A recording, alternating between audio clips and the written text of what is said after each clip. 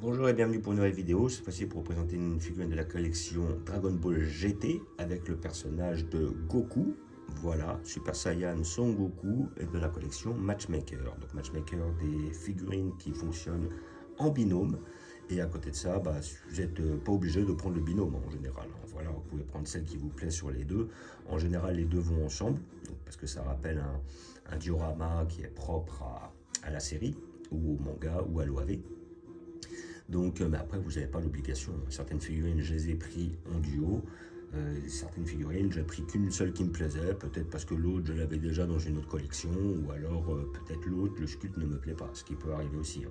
Ça m'était arrivé sur une de Freezer face à Goku. Freezer en super balèze, là, 5e transformation, on va dire, face à quand il est à 100%, face à un Goku. Le Goku, je n'avais pas compris. Le Goku, il avait la tête vers le bas, on ne voyait pas le perso. Donc comme j'avais d'autres Goku de cet arc-là, je n'ai pas pris. J'ai pris simplement le Freezer. Et pareil pour une autre, je ne sais plus, j'ai pris tout seul. Voilà, ouais, c'était le Goku face à Vegeta dans l'arc Saiyan. Le Vegeta en train de préparer son canon Garrick, moi j'en avais déjà une où Vegeta a fait son canon Garrick dans la collection GX Materia, donc je ne voyais pas l'intérêt de prendre 2 fois la figue. Voilà. Et aussi peut-être des fois un gain de place.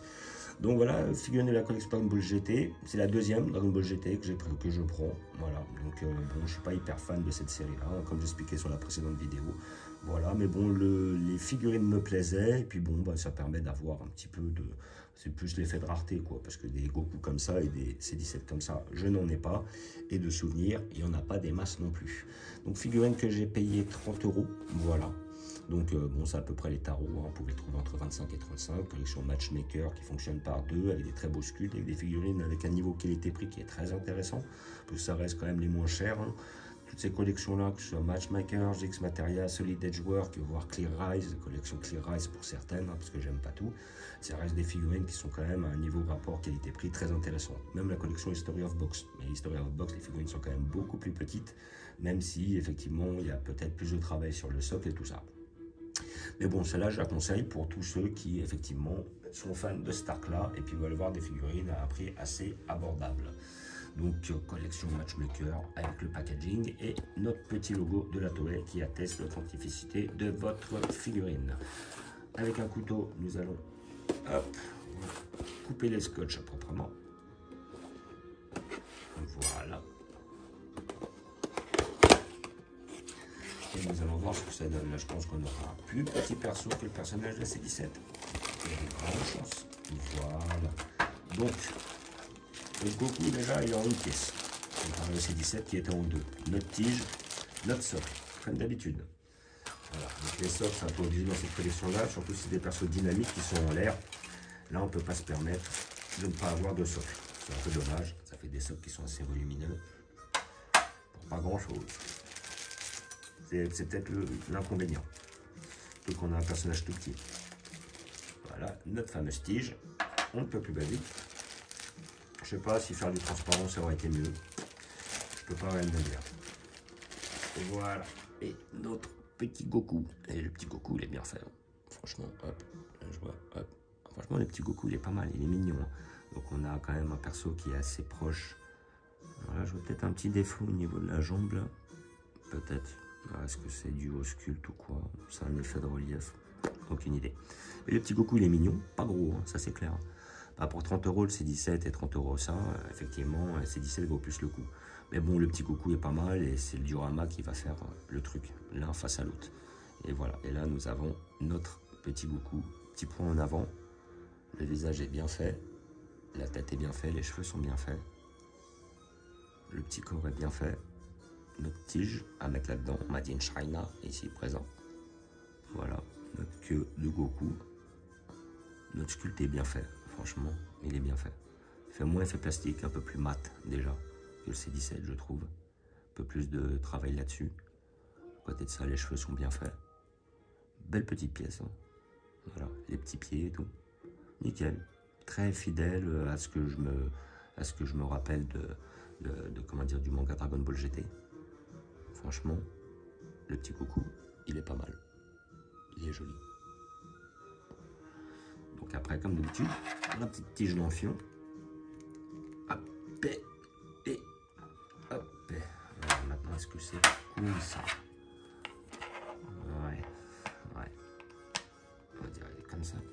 ça quelques guillemets. Ouais, je sais pas, je trouve ça bizarre qu'il l'ait mis comme ça. Ouais. C'est immanquablement, je vais le mettre face au C17. Est-ce qu'on va être sur un même jeu de taille? Ça, c'est la bonne question. Donc après, l'accompagnement avec la tige, nous avons ça. Pas mal, il est bien dans l'air, nickel. Ouais, franchement, elle est pas mal.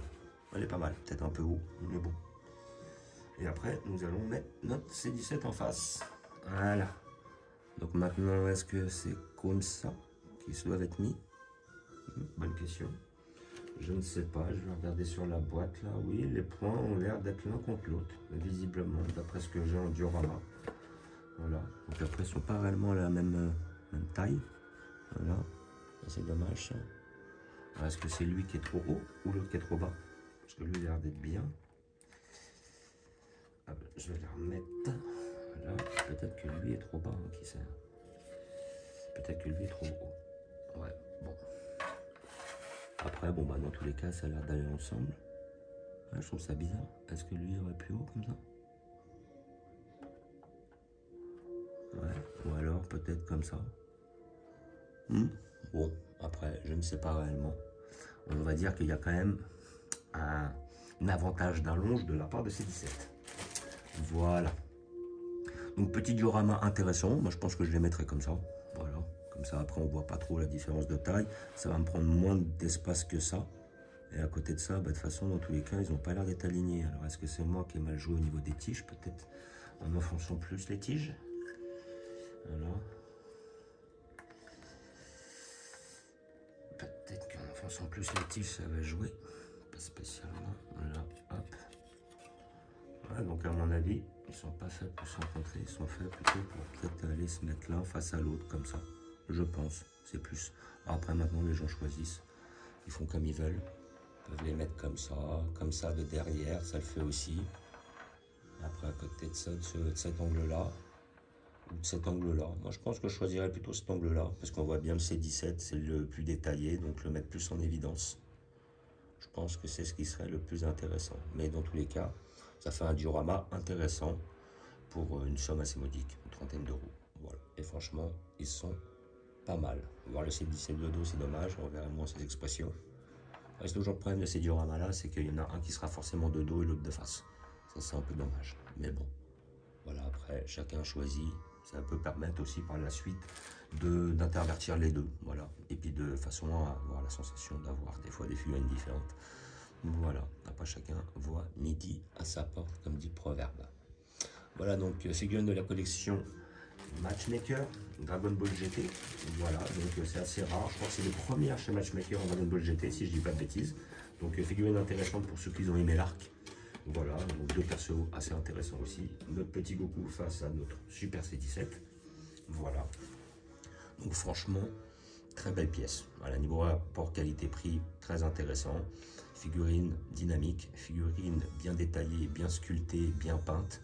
Voilà, avec très peu d'effets de relief, c'est dommage, mais bon, maintenant pour 30 euros, on va pas demander non plus n'importe quoi.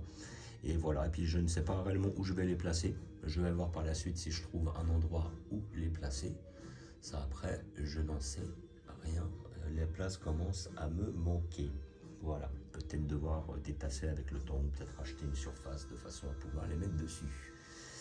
Tout, on va voir. Avec le temps, on va voir. Donc comme d'habitude, je vous remercie d'avoir regardé. Je vous dis à bientôt. N'hésitez pas à vous abonner ou à mettre des pouces. Et je vous dis ciao.